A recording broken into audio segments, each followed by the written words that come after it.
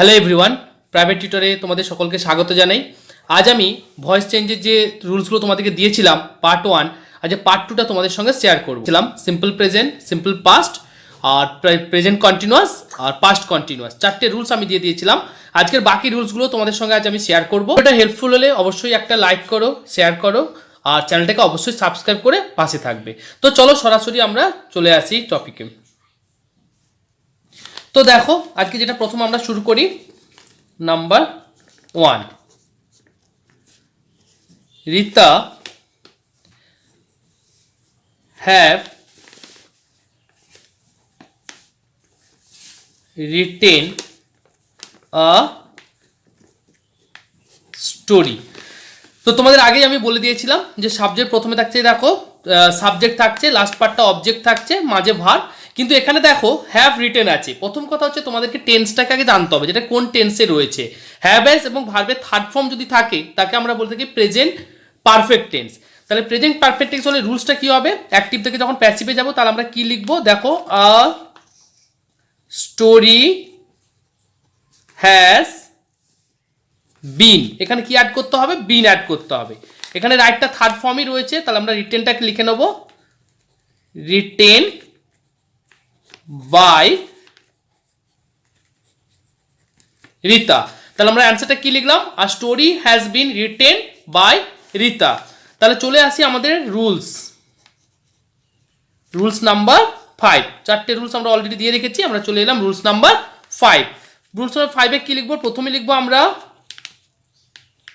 object plus either have or has according to the subject plus been plus verb third form plus by plus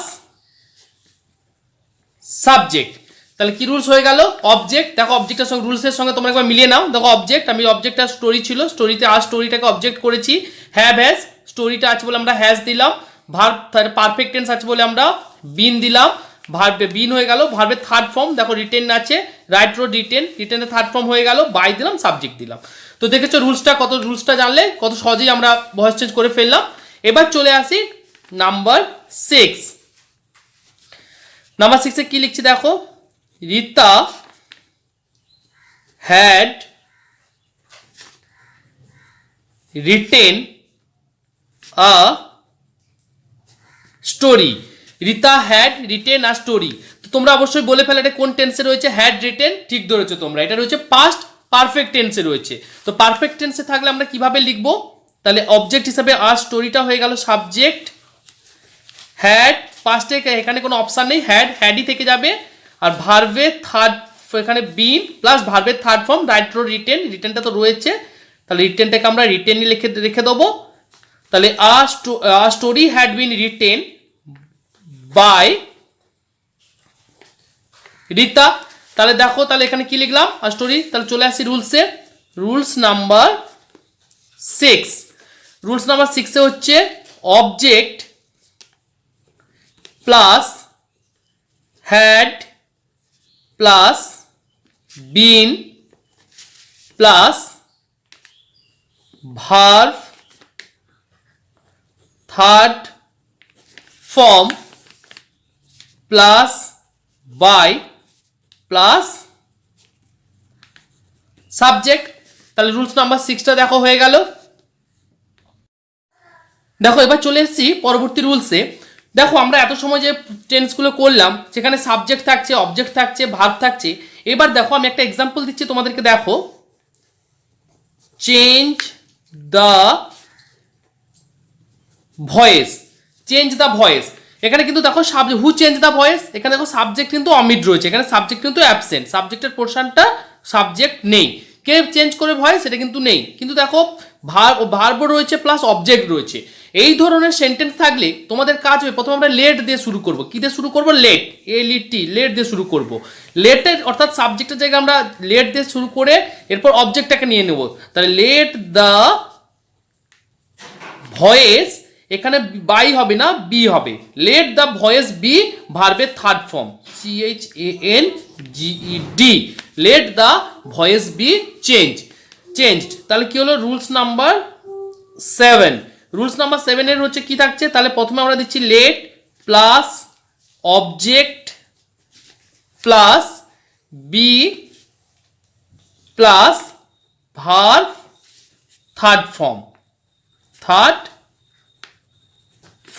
তাহলে যদি subject না থাকে তাহলে তোমরাও voice change করতে পারছো। তাহলে প্রথমে আমরা কি দিয়ে শুরু করবো, লেট দিয়ে শুরু করব, তারপর অবজেক্ট নিয়ে আসবো, বি দেবো, দেখো এর সঙ্গে মিলিয়ে নাও, দেখো তোমাদের যেটা দিয়েছি চেঞ্জ দ্য ভয়েস, তাহলে লেট দিয়েছি, তাহলে দা ভয়েসটা চলে এলো অবজেক্টের জায়গা থেকে, বি হয়ে গেল, চেঞ্জটা চেঞ্জড হয়ে গেল। তাহলে আমরা দেখো উইথাউট সাবজেক্ট আমরা ভয়েস চেঞ্জ করে নিলাম। দেখো এবার একটা এক্সাম্পল দিচ্ছি, দেখো তোমাদেরকে এবার একটা এক্সাম্পল দিচ্ছি। ধরো I will punish you, I will punish you। তাহলে এখানে কোন টেন্সে আছে বলো তো, শ্যাল উইল থাকলে কোন টেন্স হবে, তোমরা ঠিক ভেবেছো, এটা হচ্ছে ফিউচার টেন্সে রয়েছে। যদি ভাব যদি ফিউচার টেন্সে থাকে তাহলে তাকে সেগুলো আমরা কিভাবে করবো, এত সময় তোমরা প্রেজেন্ট টেন্স করলাম, পাস্ট টেন্স করলাম, কিন্তু ফিউচার টেন্সে তো এখন শুরু করলাম না। তো এটা যদি ফিউচার টেন্সে থাকে তাহলে আমরা কি করে করব, তাহলে আমাদের রুলস অনুযায়ী ইউ যেটা আছে সাবজেক্ট পোর্শনে ইউ চলে এলো, এই উইল থাকলে শ্যাল উইলের যেটা হবে উইল লিখতে হবে, প্লাস এখানে যেটা লিখতে হবে বি। তাহলে ইউ উইল বি পানিশের third form punished, PUNISHED, punished by, I থাকলে হয়ে যাবে মি। তাহলে কি হয়ে গেল, ইউ উইল বি পানিশড, এটা প্লাস নয়, you will be punished by me. তাহলে চলে আসো রুলস নাম্বার 8। তাহলে কি হচ্ছে, প্রথমে চলে আসছে object plus either shall or will according to the subject plus be plus verb third form plus by plus subject. তাহলে তোমরা ফিউচার টেন্সে যদি কোনো ওয়ার্ড সেন্টেন্স থাকে তাহলে তোমরা অনায়াসেই ভয়েস চেঞ্জ করতে পারছো, অ্যাক্টিভ থেকে প্যাসিভে চলে যেতে পারবে। তাহলে শ্যাল উইল দেবে, বি দিয়ে ভার্বের থার্ড ফর্ম করে চলে যেতে পারবে। এবার দেখো তোমাদের আরেকটা দেখাই আমি, ধর ইন্টারোগেটিভ কোশ্চেন আছে, তাহলে সেগুলোকে আমরা কিভাবে করব। তো দেখো আমি তোমাদেরকে দেখাচ্ছি, has he worked out the sums, the question mark, has he worked out the sums। দেখো যদি এরকম সেন্টেন্স থাকে তো তোমরা আগে কাজ করবে, এই সেন্টেন্সটাকে তোমরা আগে অ্যাসার্টিভে কনভার্ট করে নেওয়া, মনে মনে অ্যাসার্টিভে কনভার্ট করে নাও। অর্থাৎ কি করবে, হ্যাজটাকে সাবজেক্টের পর নিয়ে নাও, মানে he has worked out the sum. আগে তোমরা ইন্টারোগেটিভকে মনে মনে তোমরা কি করবে, প্রথমে অ্যাসার্টিভে কনভার্ট করে নেবে, তাহলে দেখবে তোমাদের আর অত চিন্তা করতে হবে না যে ইন্টারোগেটিভ আছে কিভাবে করব, এতখানি তোমাদের আর ভাবতে হবে না। তোমরা কি করবে, যে এইভাবে কোশ্চেন থাকলে ইন্টারোগেটিভে থাকলে তোমরা যে ভার্বটা থাকবে সাবজেক্টের পরে নিয়ে অ্যাসার্টিভে কনভার্ট করে নেবে। তাহলে কি হচ্ছে দেখো, অ্যাসার্টিভে যদি কনভার্ট করি তাহলে এই সেন্টেন্সটা কি হয়ে যাচ্ছে, দেখো he has worked out the sum. তাহলে তোমাদের রুলস অনুযায়ী আমরা তাহলে কি লিখি, the sums has been worked by him লিখি। তো এই যে ভার্বটা যেটা ভেতরে লিখবো সেটাকে ভেতরে লিখবো না, তাহলে সেটাকে আমরা বাইরে বের করে নেব। তাহলে আমরা কি লিখবো, দেখো দাটাকে ছোট করলাম কেন, সামনে আমরা ভার্বটাকে পাঠাবো। দ্য সামস হ্যাভ বিন হবে, তো এই হ্যাভটাকে আমরা বাইরে বের করে নেব। The sums have been worked out, the sums have been worked out by him, full stop। তাহলে কি না, সরি ফুল স্টপ নয়, ইন্টারোগেটিভ, এটা কিন্তু মোর কেয়ারফুল। হ্যাঁ, ইন্টারোগেটিভ সেন্টেন্সে ইন্টারোগেটিভ সাইন তোমাদেরকে দিতে হবে। তাহলে কি থাকলো, দেখো has he worked out the sum, তাহলে আমরা মনে মনে কি কনভার্ট করিলাম, he has worked out the sum. Answer যখন লিখবো দ্য সামস হ্যাভ বিন লিখবো, তো হ্যাভটাকে আমরা আগে লিখবো, হ্যাভ দ্য সামস হ্যাভটাকে সামনে লিখে দিলাম, বিন ওয়ার্কড আউট বাই হিম। সবচেয়ে মনে রাখতে হবে যেহেতু ইন্টারোগেটিভ সেন্টেন্স, লাস্টে কিন্তু আমাদের ইন্টারোগেটিভ মার্কসটাকে, কোশ্চেন মার্কটা আমাদেরকে দিতে হবে। দেখো তাহলে রুলসটা কি হলো, রুলসটা দেখো, রুলস নাম্বার 9। রুলস নাম্বার 9-এ কি থাকছে প্রথমে, তাহলে ভার্ব। কেন interrogative sentence verb, then object, then been plus verb third form plus subject, যেটা মোর মোর মোর কেয়ারফুল, লাস্টে কিন্তু ইন্টারোগেটিভ মার্কসটাকে দিতে হবে। ইন্টারোগেটিভ চিহ্ন যদি না দাও তাহলে কিন্তু তোমাদের ভয়েস চেঞ্জ পুরোটাই ঠিক করলেও তোমাদের কেটে জিরো বসানো হবে। ঠিক আছে, এরপর দেখো চলে আসি, ধরো এটা তো হ্যাভ এস দিয়ে করলাম, এবার যদি এরকম থাকে did you tell him the story, did you tell him the story. তো এখানে কি করবো, এখানে তো দেখো হেল্পিং ভার্বস নেই, এখানে ডিড আছে, ডিড দিয়ে আছে, তাহলে আমরা এইভাবে এই ধরনের কোশ্চেনটা থাকলে আমরা কি করব, এটাকেও আমরা মনে মনে দেখো কনভার্ট করে নিচ্ছি। তাহলে ইউ ডিড আছে মানে পাস্ট টেন্স আছে, ভার্ব পাস্ট টেন্স থাকলে ওয়াজ ওয়্যার আনতে হবে। তাহলে আমরা স্টার্টিং হিসাবে ইউ দ্য স্টোরি হয়ে যাবে, দ্য স্টোরিটা অবজেক্ট আসবে, স্টোরির পর ওয়াজ হবে, ওয়্যার হয় না, দ্য স্টোরি ওয়াজ, তাহলে ওয়াজটাকে আমরা সামনে নিয়ে নিলাম, দ্য ওয়াজ দ্য স্টোরি, টেলের past third form tell, told him by you question mark. ঠিক আছে, তাহলে রুলস নাম্বার 10, তাহলে কি লিখবো আমরা, was were according to the verbs, then object plus verb third form plus by plus subject. তাহলে কি হলো, was the story told him by you যদি থাকে তাহলে আমরা কি লিখছি দেখো, ওয়াজ ওরটাকে আমরা আগে চলে আসছে, ওয়াজ চলে এলো, ভার্ব অনুযায়ী যেহেতু পাস্ট টেন্সে ওয়াজ, যদি এটা দ্য স্টোরি না থেকে অন্য যদি হতো, যদি প্লুরাল থাকতো তাহলে ওয়্যার লিখতাম, এখানে সিঙ্গেল আছে বলে ওয়াজ লিখেছি, ওয়াজ দ্য স্টোরি, ভার্বের third form plus by plus subject.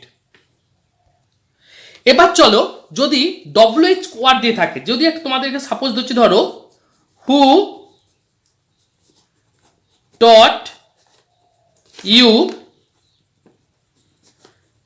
English, interrogative sentence, who taught you English, যদি এরকম থাকে তাহলে স্টার্টিং কি আছে দেখো, ডব্লিউএইচ ওয়ার্ড দিয়ে আছে, হু দিয়ে আছে ডব্লিউএইচও, তাহলে এই জাতীয় কোশ্চেন থাকলে আমরা তাহলে কি দিয়ে শুরু করব, এটা কিন্তু খুব ঠান্ডা মাথায় করতে হবে। এগুলো এই রুলসগুলো, কিছু কিছু রুলস আছে, এই রুলসগুলোকে মাথায় রাখতে হবে। এরকম কোশ্চেন থাকলে তাহলে আমরা শুরু করব স্টার্টিংয়ে বাই দিয়ে, আর হুটা হয়ে যাবে whom, by whom were you টট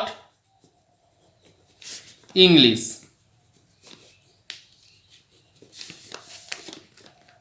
লাস্টে কোশ্চেন মার্ক। তাহলে বাই হুম, তাহলে হু থাকলে কি দিয়ে শুরু করতে হবে, by whom were you taught English, এভাবে আমরা লিখব। যদি অন্যভাবে থাকে, ধরো হোয়াই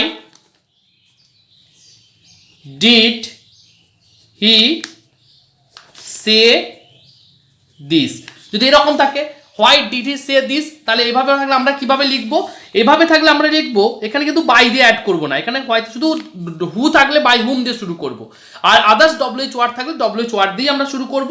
আর এখানে দেখো ভার্ব পাস্ট টেন্স আছে, তাহলে এখানে নিয়ে আসবো আমরা ওয়াজ, ভার্ব পাস্ট টেন্স থাকলে অলওয়েজ নিয়ে আসবো ওয়াজ, তাহলে হোয়াই ওয়াজ, এরপর চলে আসবো অবজেক্ট দিস, সেট, সের past tense third form said, by he থাকলে লিখতে হবে হিম, লাস্টে কিন্তু ইন্টারোগেটিভ চিহ্ন কোশ্চেন মার্ক। তাহলে why was this said by him. দেখো আর যদি রিকোয়েস্ট বোঝায়, এরকম ধর একটা সেন্টেন্স দিল তোমাদেরকে, please help me, please help me, তাহলে এই জাতীয় দেখো এখানে কিন্তু এখানেও সাবজেক্ট নেই, তাহলে আমরা লেট দিয়ে শুরু করতে পারবো, তো এরকম যদি রিকোয়েস্ট বোঝায় তাহলে কিন্তু আমরা রিকোয়েস্ট জাতীয় ওয়ার্ড বোঝালে তারা কিন্তু আমরা লেট দিয়ে শুরু করব না, এখানে সাবজেক্ট নেই তাও আমরা লেট দিয়ে শুরু করব না, খুব মাথা ঠান্ডা রেখে ভেবে শুনে করবে বা ভালো করে পড়বে। যদি তোমরা এই রুলসগুলোকে বারবার বলছি, যদি এই রুলসগুলো তোমরা ভালো করে খুবভাবে মনে রাখতে পারো, মেমোরাইজ করে রাখতে পারো, তোমাদের কোনোভাবে ভয়েস চেঞ্জে কোনোভাবে আটকাবে না, তোমরা অনায়াসেই ভয়েস চেঞ্জ করতে পারবে, যে কোনো ভয়েস চেঞ্জ দিলে তোমরা সহজেই ভাবেই করতে পারবে, কোনো অসুবিধা হবে না।